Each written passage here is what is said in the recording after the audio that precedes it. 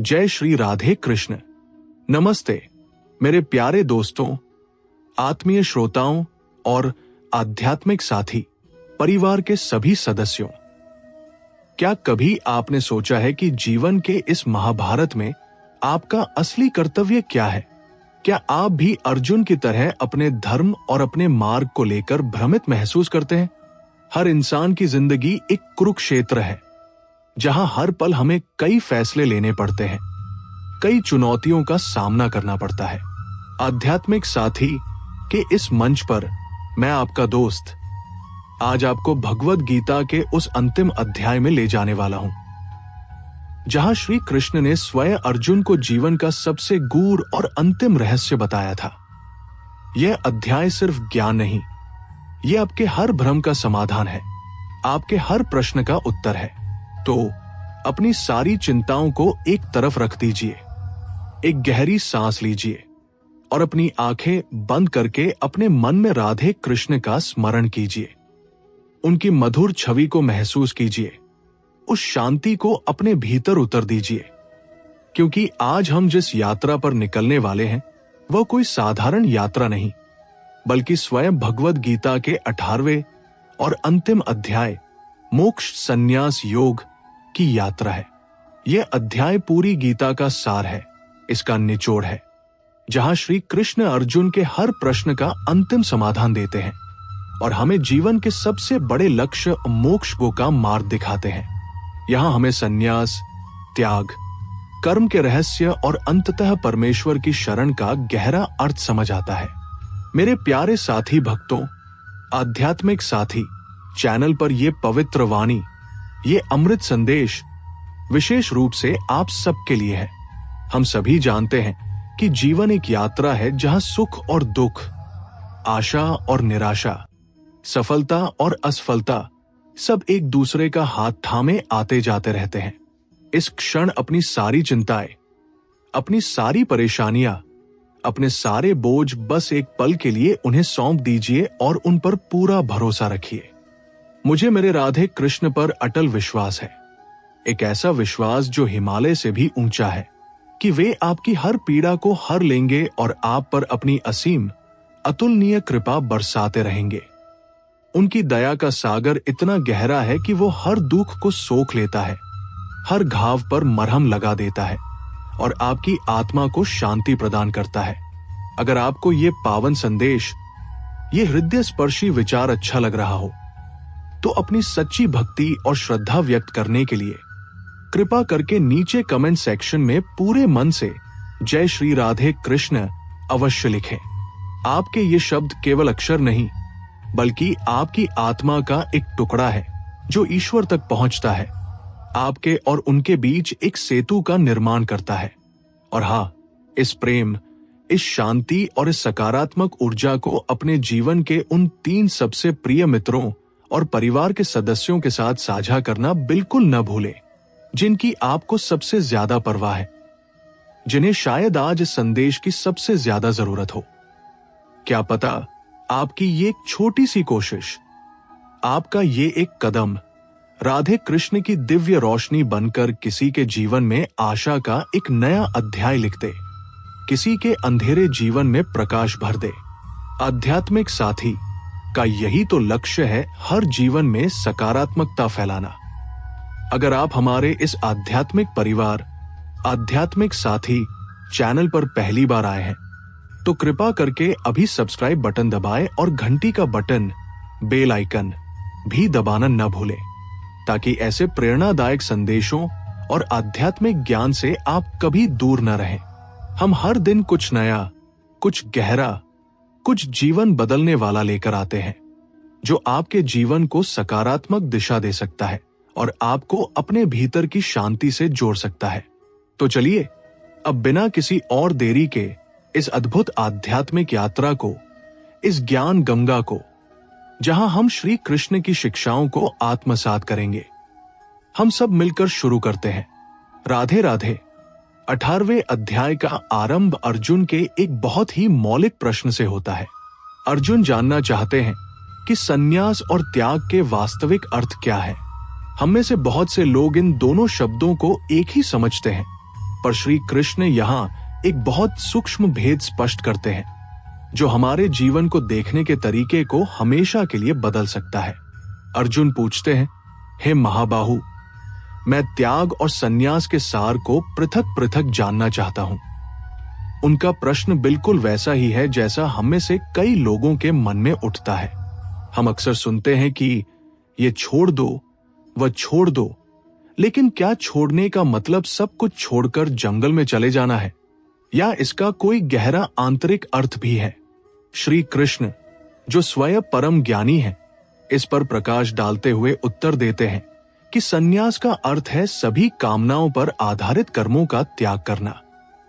यह सिर्फ बाहरी रूप से घर-बार, परिवार या अपनी जिम्मेदारियां छोड़कर कहीं चले जाना नहीं है, बल्कि मन से कामनाओं को छोड़ना है। इसका मतलब है कि आप जो भी कर्म करें, वो किसी निजी इच्छा, किसी फल की लालसा से प्रेरित ना हो, बल्कि कर्तव्य भाव से हो। ये मन की एक ऐसी अवस्था है जहां व्यक्ति इच्छाओं के अधीन नहीं रहता। और त्याग का अर्थ है सभी कर्मों के फल की आसक्ति का त्याग करना। यानी आप कर्म तो पूरे मनोयोग से करें, अपनी पूरी क्षमता के साथ करें, लेकिन उसके फल की चिंता मत करें। उस फल से चिपके मत रहें। फल आएगा तो भी ठीक, नहीं आएगा तो भी ठीक। आपकी प्रसन्नता कर्म के फल पर निर्भर न करे। सोचिए, हम में से कितने लोग अपने जीवन में संन्यास लेने का विचार करते हैं? शायद बहुत कम, क्योंकि ये हमें एक कठिन और असाध्य मार्ग लगता है। पर श्री कृष्ण कहते हैं कि सच्चा संन्यास मन का है, बाहरी नहीं। आप अपने घर में रहकर भी, अपने परिवार के साथ रहते हुए भी, अपनी नौकरी या व्यवसाय करते हुए भी सन्यासी हो सकते हैं, यदि आप कामनाओं से मुक्त हो, यदि आपके कर्म फल की इच्छा से नहीं बल्कि कर्तव्य भाव से हो। और त्याग, ये तो हर किसी के लिए है, हम सभी के लिए एक अनिवार्य अभ्यास। हम कोई भी काम करते हैं तो अक्सर उसके परिणाम से जुड़ जाते हैं। यदि हम एक नौकरी करते हैं तो हम तुरंत पदोन्नति, प्रमोशन और बेहतर वेतन की आशा करते हैं। यदि हम कोई रिश्ता निभाते हैं तो बदले में प्यार, सम्मान या पहचान चाहते हैं। यही आसक्ति, यही अपेक्षा हमें बांधती है, हमें दुख देती है। श्री कृष्ण कहते हैं कि इस आसक्ति को छोड़ना ही त्याग है, और यही हमें मानसिक स्वतंत्रता दिलाता है। श्री कृष्ण फिर त्याग के 3 प्रकार बताते हैं जो हमें यह समझने में मदद करते हैं कि हमारा त्याग किस गुणवत्ता का है। पहला है तामसिक त्याग। यह वह त्याग है जो अज्ञानवश, मोहवश कर्मों को छोड़ देना है, यह सोचकर कि यह दुखदायक है। जैसे कोई व्यक्ति आलस्यवश या भयवश अपनी जिम्मेदारियों से मुंह मोड़ ले, यह सोचकर कि काम करना बहुत मुश्किल है या इसमें बहुत परेशानी होगी। एक विद्यार्थी जो परीक्षा के डर से पढ़ाई छोड़ दे, या एक कर्मचारी जो जिम्मेदारी से बचने के लिए काम से भागे, वो तामसिक त्याग कर रहा है। ये सबसे निम्न कोटि का त्याग है, क्योंकि ये अज्ञान और निष्क्रियता से जन्मा है। दूसरा है राजसिक त्याग। ये वह त्याग है जिसमें व्यक्ति कर्तव्य समझकर तो कर्म करता है, पर उसके फल से आसक्ति रखकर त्याग करता है, या दुख के भय से कर्मों को छोड़ देता है। इसमें फल की इच्छा बनी रहती है, और अगर फल अनुकूल ना हो तो व्यक्ति दुखी होता है। मान लीजिए कोई व्यक्ति बहुत दान करता है, लेकिन मन में ये इच्छा रखता है कि लोग उसकी प्रशंसा करें या उसे सम्मान दें। या कोई नौकरी इसलिए छोड़ देता है क्योंकि उसमें बहुत तनाव है, लेकिन वह अभी भी बेहतर नौकरी और उसके लाभों की इच्छा रखता है। यह त्याग मिलाजुला होता है, जिसमें स्वार्थ का अंश रहता है। और तीसरा है सात्विक त्याग। यह सच्चा और श्रेष्ठ त्याग है। इसमें व्यक्ति कर्तव्य समझकर कर्म करता है और उसके फल की आसक्ति का पूरी तरह त्याग करता है। उसे यह आंतरिक ज्ञान होता है कि कर्म करना उसका कर्तव्य है, उसका धर्म है, पर फल ईश्वर के हाथ में है। एक सैनिक जो अपने देश की रक्षा के लिए युद्ध लड़ता है, अपनी जान की परवाह किए बिना, फल की इच्छा के बिना। या एक मां जो अपने बच्चों की निस्वार्थ सेवा करती है, बदले में कुछ भी नहीं चाहती। ये त्याग हमें परम शांति और स्वतंत्रता देता है। ये समझना हमारे लिए बहुत जरूरी है। हम अक्सर फल की चिंता में इतने डूब जाते हैं कि वर्तमान का कर्म भी ठीक से नहीं कर पाते। हमारी एकाग्रता और प्रसन्नता दोनों प्रभावित होती है। आध्यात्मिक साथी आपको ये याद दिलाता है कि आप कर्म करें, अपनी पूरी श्रद्धा और मेहनत से करें, लेकिन फल पर अपना नियंत्रण न समझे। उस पर प्रभु का अधिकार है। जब हम ये समझ जाते हैं तो हम बहुत से अनावश्यक तनावों से मुक्त हो जाते हैं। क्या आप भी अपने कर्मों के फल से बहुत ज्यादा आसक्त रहते हैं? क्या फल की चिंता आपको कभी कभी परेशान करती है? हमें कमेंट्स में बताएं। आपके अनुभव हमें सीखने में मदद करेंगे। अब श्री कृष्ण कर्म के मूल कारणों और गुणों के प्रभाव पर प्रकाश डालते हैं। ये ज्ञान हमें ये समझने में मदद करेगा कि हम कोई भी कर्म क्यों और कैसे करते हैं और हमारे स्वभाव का इस पर क्या असर होता है। ये सिर्फ कर्म की बाहरी क्रिया नहीं, बल्कि उसकी आंतरिक प्रक्रिया को समझने जैसा है। श्री कृष्ण बताते हैं कि किसी भी कर्म के 5 कारण होते हैं। इन 5 के बिना कोई भी कर्म संभव नहीं है, चाहे वह कितना भी छोटा या बड़ा क्यों न हो। पहला कारण है अधिष्ठान, यानी शरीर। ये वह आधार है, वो उपकरण है जिससे कर्म किया जाता है। हमारा भौतिक शरीर ही हमें चलने, बोलने, देखने और किसी भी क्रिया को करने में सक्षम बनाता है। शरीर के बिना कोई कर्म कैसे होगा? दूसरा कारण है कर्ता, जिसे हम अहंकार युक्त जीव कहते हैं। ये वह है जो अपने आप को कर्म का कर्ता मानता है, यानी मैं ये कर रहा हूं, मैंने ये किया। यही अहंकार हमें बांधता है, क्योंकि हम भूल जाते हैं कि हमारे पीछे कई और शक्तियां काम कर रही हैं। तीसरा कारण है करण, यानी इंद्रिया। आंखें देखने के लिए, कान सुनने के लिए, हाथ पैर काम करने के लिए आदि।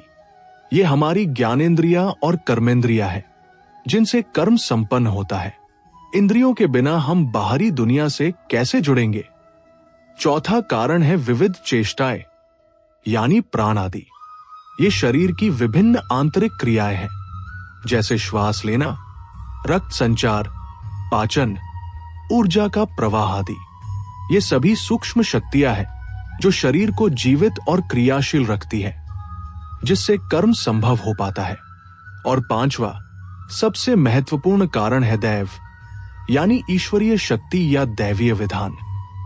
ये वो अदृश्य शक्ति है, वह भाग्य है जो अंततः परिणामों को प्रभावित करता है। हम कितना भी प्रयास कर ले, यदि दैव अनुकूल न हो तो परिणाम वैसा नहीं होता जैसा हम चाहते हैं। यह प्रकृति का नियम है। हम अक्सर सोचते हैं कि मैं ही सब कर रहा हूं, मैंने परीक्षा पास की, मैंने घर बनाया, मैंने ये हासिल किया। पर कृष्ण बताते हैं कि कर्म एक बहुत ही जटिल प्रक्रिया है, जिसमें ये 5 शक्तियां एक साथ काम करती हैं। केवल अहंकारवश खुद को कर्ता मानना अज्ञान है। ये हमें वास्तविकता से दूर ले जाता है। जब हम ये समझ जाते हैं कि हम केवल एक माध्यम हैं, तो हमारे भीतर विनम्रता आती है और हम कर्म के फल की चिंता से मुक्त हो पाते हैं, क्योंकि हम जानते हैं कि अंतिम नियंत्रण हमारे हाथ में नहीं है। इसके बाद श्री कृष्ण ज्ञान, कर्म और कर्ता के 3 प्रकारों की व्याख्या करते हैं, जो प्रकृति के 3 गुणों सत्व, रजस, तमस के आधार पर होते हैं। यह विभाजन हमें यह समझने में मदद करेगा कि हम अपने जीवन में किस प्रकार की ऊर्जा से प्रभावित हैं। ज्ञान के 3 प्रकार हैं। पहला है सात्विक ज्ञान। यह वह ज्ञान है जिससे सभी प्राणियों में एक ही अविनाशी आत्मभाव को देखा जाता है। यह वह ज्ञान है जो हमें अलग अलग शरीरों में एक ही आत्मा के दर्शन कराता है, जैसे अलग अलग बर्तनों में एक ही जल या अलग अलग गहनों में एक ही सोना। ये एकता का ज्ञान है जो हमें सभी के प्रति प्रेम और सम्मान सिखाता है। ये ज्ञान हमें भेदभाव से ऊपर उठाता है। दूसरा है राजसिक ज्ञान। ये वह ज्ञान है जो सभी प्राणियों में भिन्न भिन्न आत्मभाव देखता है, यानी हर शरीर में एक अलग आत्मा मानता है। यह ज्ञान हमें दूसरों से अलग, श्रेष्ठ या हीन मानता है। ये भेदभाव का ज्ञान है जो अक्सर प्रतिस्पर्धा, ईर्ष्या और संघर्ष को जन्म देता है। इसमें व्यक्ति अपने फायदे और नुकसान के हिसाब से दुनिया को देखता है। और तीसरा है तामसिक ज्ञान। ये वो ज्ञान है जो किसी एक तुच्छ वस्तु या शरीर को ही सब कुछ मान लेता है और जो अकारण, अतथ्य और संकीर्ण होता है। यह अंधकार का ज्ञान है जो व्यक्ति को वास्तविकता से दूर रखता है और उसे भ्रम में रखता है। जैसे कोई व्यक्ति केवल अपने शरीर को ही सब कुछ मान ले और आत्मज्ञान को नकार दे। कर्म के भी 3 प्रकार हैं। पहला है सात्विक कर्म। ये वह कर्म है जो आसक्ति, राग, द्वेष और फल की इच्छा के बिना केवल कर्तव्य समझकर किया जाए। इसमें व्यक्ति को यह पता होता है कि यह उसका धर्म है और वह उसे पूरी ईमानदारी से करता है, बिना किसी स्वार्थ के। दूसरा है राजसिक कर्म। ये वो कर्म है जो फल की इच्छा से, अहंकारवश और अत्यधिक परिश्रम से किया जाए। इसमें व्यक्ति का मुख्य उद्देश्य अपने लिए कुछ प्राप्त करना होता है, जैसे धन, यश या सत्ता। इसमें तनाव और चिंता ज्यादा होती है। और तीसरा है तामसिक कर्म। ये वह कर्म है जो परिणामों की चिंता किए बिना दूसरों को हानि पहुंचाने के इरादे से या अपनी शक्ति से अधिक किया जाए। इसमें व्यक्ति अक्सर आवेग में आकर या अज्ञानवश ऐसे काम करता है जिनसे उसे या दूसरों को नुकसान होता है। कर्ता के भी 3 प्रकार हैं। पहला है सात्विक कर्ता। वह कर्ता जो आसक्ति रहित, अहंकार रहित, धैर्यवान और सफलता असफलता में समान रहे। ऐसा व्यक्ति काम तो करता है पर उसे अपनी पहचान अपने काम के परिणाम से नहीं जोड़ता। वो शांत और संतुलित रहता है। दूसरा है राजसिक कर्ता। वह कर्ता जो रागी, आसक्ति वाला, कर्मों के फल की इच्छा रखने वाला, लोभी, हिंसावृत्ति वाला, अपवित्र और हर्ष शोक से युक्त हो। ऐसा व्यक्ति हर पल परिणामों से प्रभावित होता है और सुख दुख में अत्यधिक प्रतिक्रिया करता है। और तीसरा है तामसिक कर्ता। वह कर्ता जो अविवेकी, जड़बुद्धि, हठी, दूसरों का अपमान करने वाला, आलसी, विषादग्रस्त और दीर्घसूत्री, काम टालने वाला हो। ऐसे व्यक्ति में समझ की कमी होती है और वह अक्सर नकारात्मक व्यवहार करता है। ये विभाजन हमें खुद को समझने में मदद करता है। हम किस गुण के प्रभाव में हैं, हमारा ज्ञान, हमारे कर्म और हमारी कर्ता भावना कैसी है, इस पर चिंतन करना ही आध्यात्मिक साथी का उद्देश्य है। अपने जीवन के अनुभवों पर विचार करें और देखें कि आप किस गुण के प्रभाव में ज्यादा रहते हैं। क्या आप अपने भीतर इन तीनों गुणों के प्रभाव को महसूस कर पाते हैं? हमें कमेंट्स में बताएं। आपके आत्मावलोकन से दूसरों को भी प्रेरणा मिलेगी। अब हम बात करेंगे बुद्धि, बुद्धिमत्ता, धृति, धैर्य और सुख के वास्तविक स्वरूप की, जो तीनों गुणों के प्रभाव में अलग अलग होते हैं। ये हमें ये समझने में मदद करेगा कि सच्ची खुशी और सही निर्णय कैसे लिए जाते हैं और हम अपने जीवन में वास्तविक संतोष कैसे प्राप्त कर सकते हैं। बुद्धि के भी 3 प्रकार हैं जो हमारे सोचने समझने के तरीके को दर्शाते हैं। पहला है सात्विक बुद्धि। यह वह बुद्धि है जो प्रवृत्ति और निवृत्ति, क्या करना है और क्या नहीं करना है, कर्तव्य और अकर्तव्य, भय और अभय, बंधन और मोक्ष को सही ढंग से जानती है। ये बुद्धि हमें जीवन के हर पहलू में स्पष्टता और विवेक प्रदान करती है। सात्विक बुद्धि वाला व्यक्ति सही और गलत का भेद आसानी से कर पाता है। वह जानता है कि क्या उसके लिए अच्छा है और क्या बुरा, और वह हमेशा धर्म के मार्ग पर चलता है। ये बुद्धि हमें आंतरिक शांति और समझ देती है। दूसरा है राजसिक बुद्धि। यह वह बुद्धि है जो धर्म और अधर्म को, कर्तव्य और अकर्तव्य को ठीक से नहीं जान पाती, बल्कि भ्रमित रहती है। इसमें स्वार्थ हावी होता है। राजसिक बुद्धि वाला व्यक्ति अक्सर अपने तात्कालिक लाभ या हानि के आधार पर निर्णय लेता है। वह दूरगामी परिणामों को नहीं देख पाता। उसकी समझ धुंधली होती है और वो अक्सर सही गलत के बीच झूलता रहता है। और तीसरा है तामसिक बुद्धि। यह वह बुद्धि है जो अज्ञान से ढकी होती है और अधर्म को धर्म और सभी वस्तुओं को विपरीत मानती है। ये बुद्धि अंधकार में होती है, जो व्यक्ति को गलतफहमी और भ्रम में रखती है। तामसिक बुद्धि वाला व्यक्ति अक्सर विनाशकारी विचारों और कार्यों में लिप्त रहता है। उसे अपनी गलतियां नजर नहीं आती और वह दूसरों की भलाई के बारे में सोच भी नहीं पाता। धृति यानी धैर्य या दृढ़ता के भी 3 प्रकार हैं, जो ये बताते हैं कि हम कितनी मजबूती से अपने संकल्पों पर टिके रहते हैं। पहला है सात्विक धृति। ये वह दृढ़ता है जिससे मन, प्राण और इंद्रियों के कार्यों को योग द्वारा धारण किया जाए और जो अविचल हो। यह हमें जीवन के लक्ष्यों पर स्थिर रखती है, चाहे कितनी भी कठिनाइयां क्यों ना आए। सात्विक धृति वाला व्यक्ति अपने संकल्पों पर अडिग रहता है। वो अपनी इंद्रियों और मन को नियंत्रित रखता है और अपने आध्यात्मिक मार्ग से भटकता नहीं है। ये हमें आंतरिक शक्ति और स्थिरता देती है। दूसरा है राजसिक धृति। ये वह दृढ़ता है जिससे व्यक्ति फल की इच्छा से धर्म, अर्थ और काम त्रिवर्ग को साधता है। इसमें इच्छाएं और फल की आसक्ति बनी रहती है। राजसिक धृति वाला व्यक्ति अपने लक्ष्यों के प्रति दृढ़ तो होता है, लेकिन उसका मूल उद्देश्य निजी लाभ और इच्छाओं की पूर्ति होता है।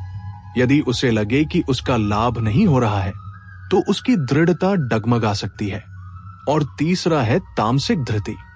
ये वह दृढ़ता है जिससे व्यक्ति मोह, भय, चिंता, विषाद और मद को नहीं छोड़ पाता। यह व्यक्ति को गलत मार्ग पर स्थिर रखती है।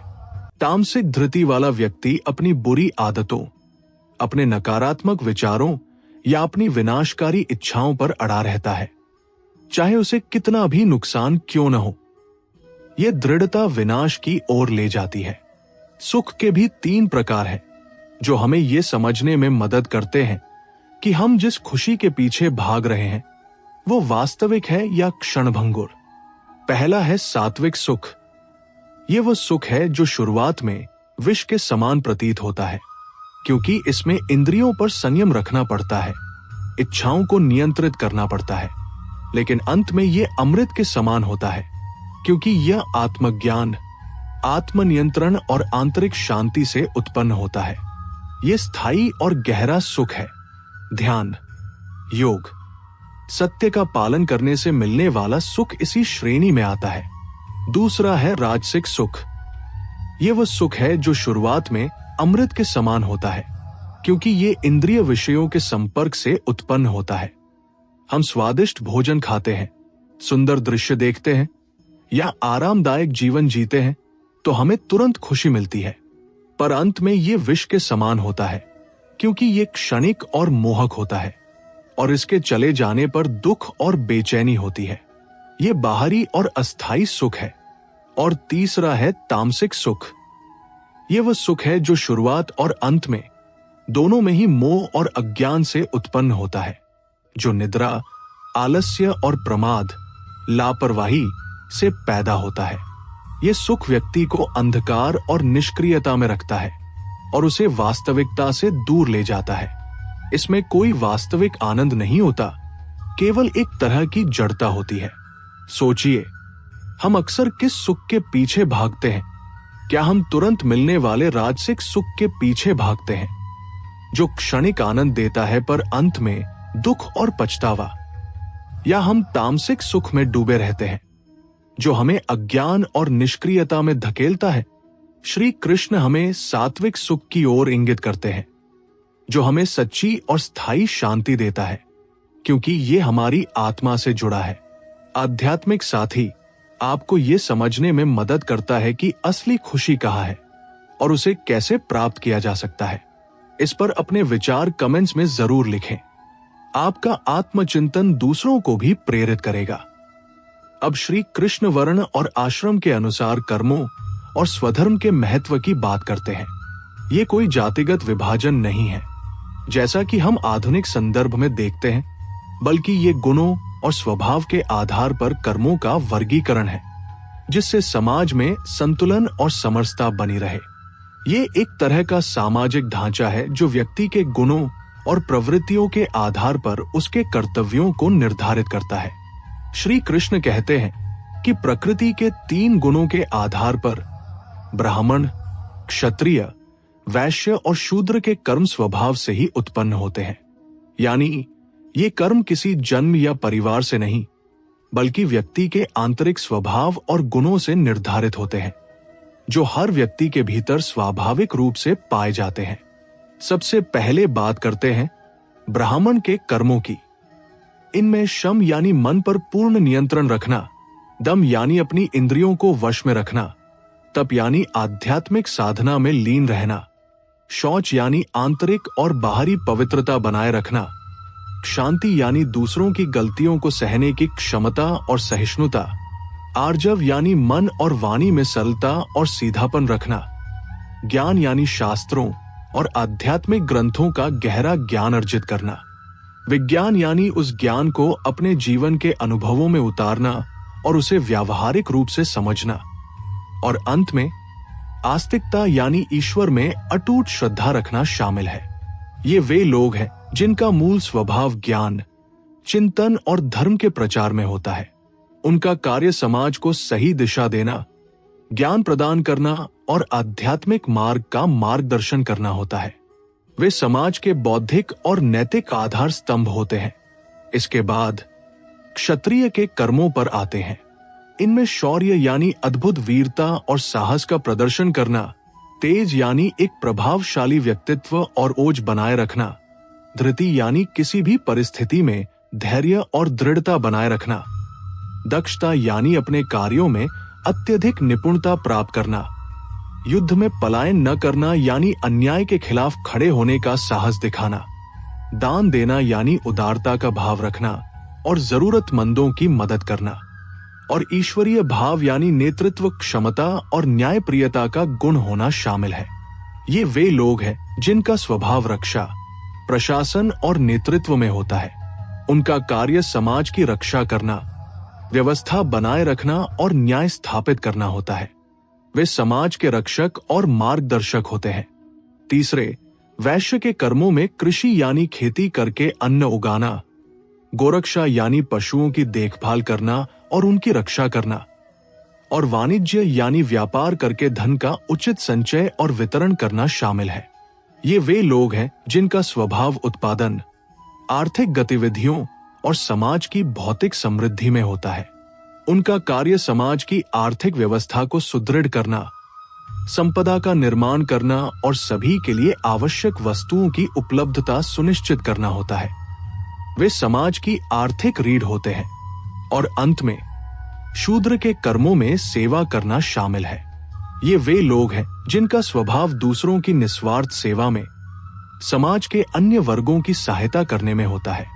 उनका कार्य समाज के अन्य वर्गों को अपनी सेवाएं प्रदान करके सहयोग देना होता है, जिससे सभी कार्य सुचारू रूप से चल सके। उनकी सेवाएं समाज के सुचारू संचालन के लिए अत्यंत महत्वपूर्ण होती हैं। यहाँ स्वधर्म का अर्थ है अपने स्वाभाविक गुणों और प्रवृत्तियों के अनुसार कर्म करना। श्री कृष्ण कहते हैं कि अपने स्वधर्म का पालन करना, चाहे वो अपूर्ण रूप से ही क्यों न हो, दूसरे के धर्म यानी परधर्म को अच्छी तरह करने से भी श्रेष्ठ है। अपने स्वभाव से उत्पन्न कर्म करने वाला व्यक्ति पाप को प्राप्त नहीं होता।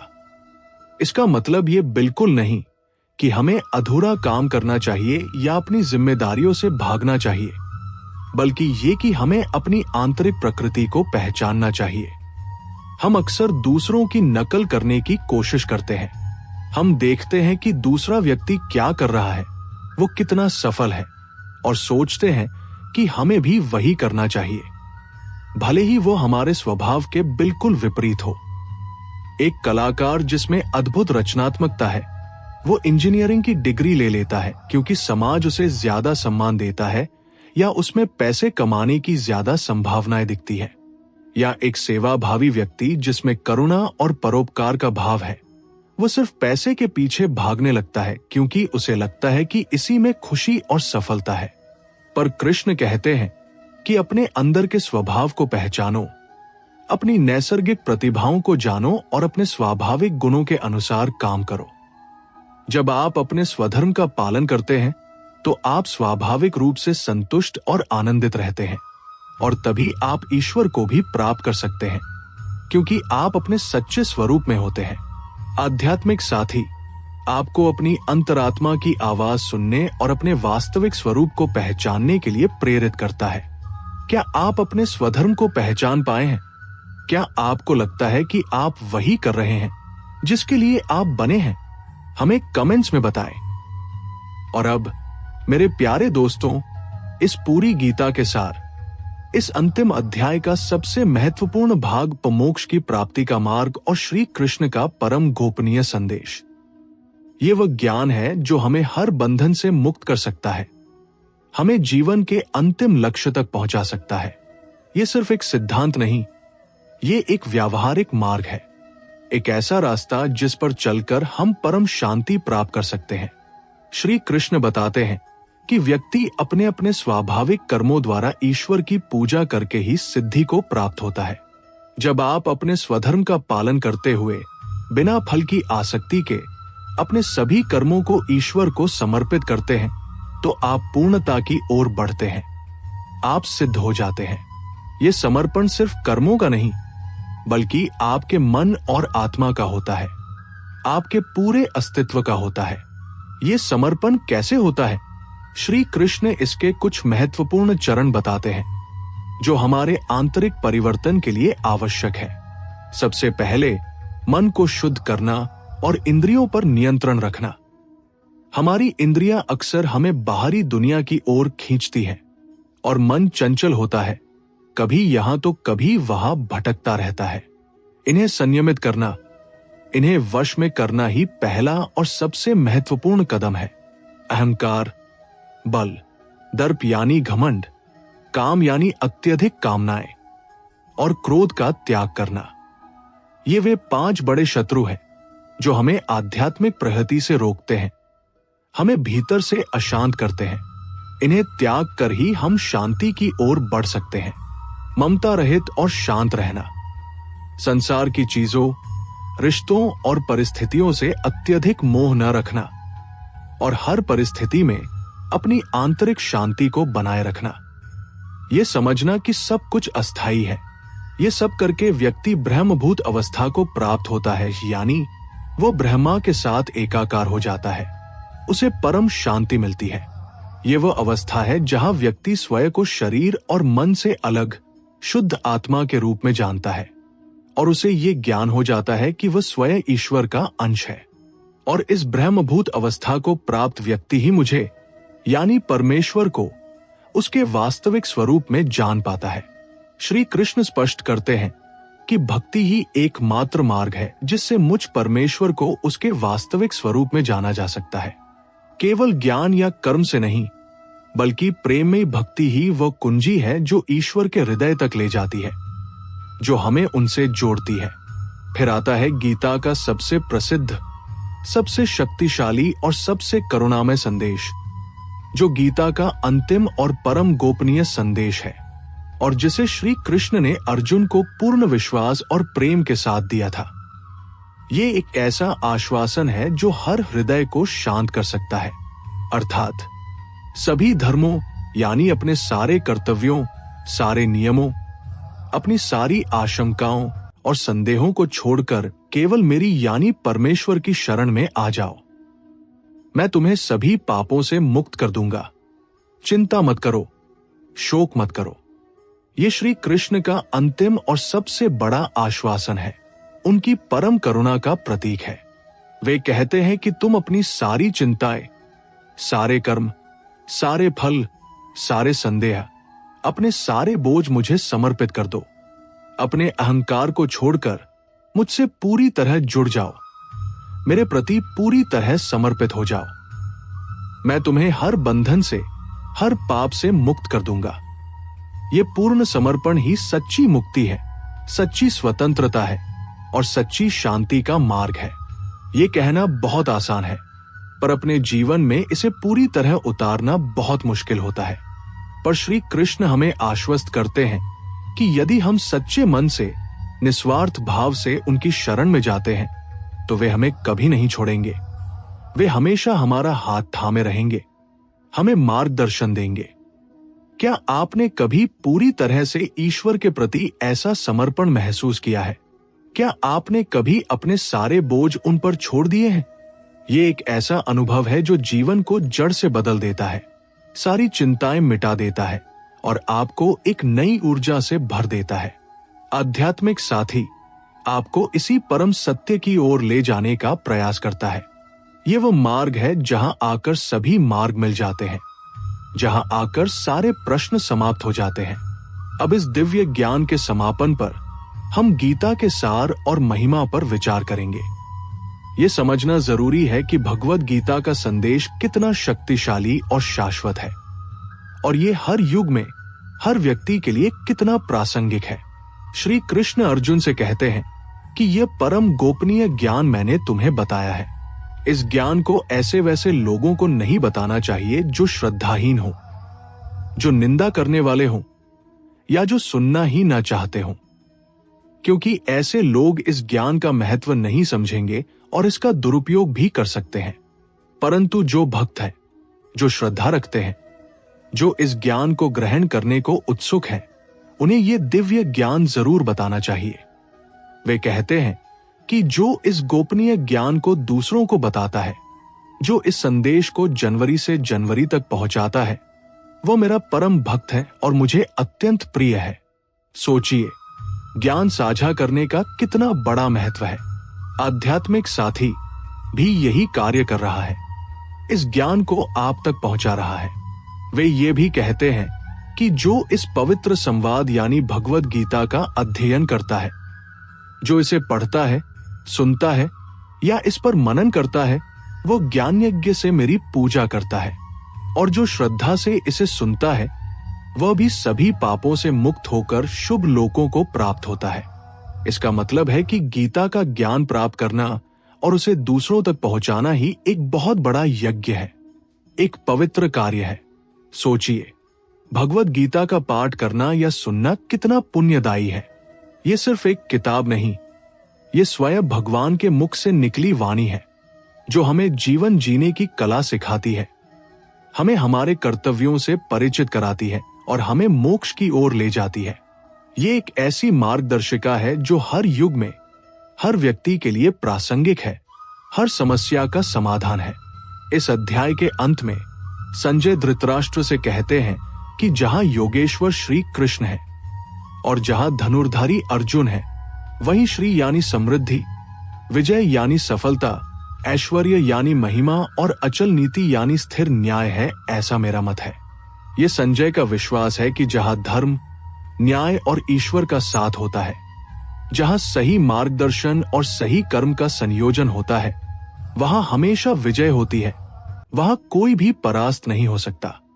यह हम सभी के लिए एक महान प्रेरणा है कि जब हम धर्म के मार्ग पर चलते हैं और ईश्वर पर विश्वास रखते हैं, तो हमें अवश्य सफलता मिलती है, क्योंकि ईश्वर हमेशा धर्म के पक्ष में होते हैं। अब इस अविस्मरणीय और गहन आध्यात्मिक यात्रा के अंत में हम एक गहरी सांस लेते हैं और भगवद गीता के 18वें अध्याय की इन सभी गहन शिक्षाओं को अपने भीतर आत्मसात करते हैं। याद रखें, आध्यात्मिक साथी का उद्देश्य केवल ज्ञान देना नहीं, बल्कि आपको अपने भीतर की उस दिव्य शक्ति से जोड़ना है जो आपको हर चुनौती का सामना करने और एक सार्थक, आनंदमय और मुक्त जीवन जीने में मदद करती है। ये ज्ञान सिर्फ सुनने के लिए नहीं, बल्कि जीने के लिए है। आज हमने संन्यास और त्याग के सही अर्थ को समझा, कर्म के पीछे की दैवीय शक्तियों को जाना, प्रकृति के गुणों के प्रभाव से अवगत हुए, अपने स्वधर्म के महत्व को पहचाना और अंततः श्री कृष्ण के परम शरण के दिव्य संदेश को सुना। ये ज्ञान हमें भीतर से बदल सकता है, हमें जीवन में सच्ची शांति, संतोष और उद्देश्य दे सकता है। तो मेरे प्यारे दोस्तों, क्या आप इन शिक्षाओं को अपने जीवन में उतारने, इन पर मनन करने और इन्हें अपने कर्मों में प्रतिबिंबित करने के लिए तैयार हैं? आज आपने जो कुछ भी सीखा, उसे केवल सुनना नहीं, बल्कि उसे अपने जीवन का हिस्सा बनाना है, उसे जीना है। हमें कमेंट करके बताएं कि आज की किस बात ने आपके हृदय को सबसे ज्यादा छुआ, किस संदेश ने आपके जीवन को नई दिशा दी, या कौन सी शिक्षा आपको सबसे ज्यादा प्रेरणा दे रही है। आपके विचार हमारे लिए अमूल्य है और वे हमें आध्यात्मिक साथी, परिवार को और मजबूत बनाने में मदद करते हैं। और अगर आपको लगा कि ये सत्संग आपके जीवन में कुछ सकारात्मक बदलाव ला सकता है, अगर इसने आपके मन में शांति और विश्वास भरा है, तो कृपा करके इस वीडियो को लाइक करें, अपने दोस्तों और परिवार के साथ साझा करें जिन्हें इस ज्ञान की जरूरत हो सकती है। और अगर आपने अभी तक आध्यात्मिक साथी को सब्सक्राइब नहीं किया है तो अभी करें और घंटी का आइकन दबाना न भूलें, ताकि हम हर दिन एक नई प्रेरणा, एक नए आध्यात्मिक संदेश के साथ आपसे जुड़ सके और आपकी इस जीवन यात्रा में आपके सच्चे आध्यात्मिक साथी बन सके। हम हर हफ्ते एक नए विषय पर गहन चर्चा के साथ आएंगे, इसलिए जुड़े रहें। राधे राधे। फिर मिलेंगे एक और नई आध्यात्मिक यात्रा के साथ, जहां हम जीवन के और गहरे रहस्यों को उजागर करेंगे। तब तक के लिए हरि बोल।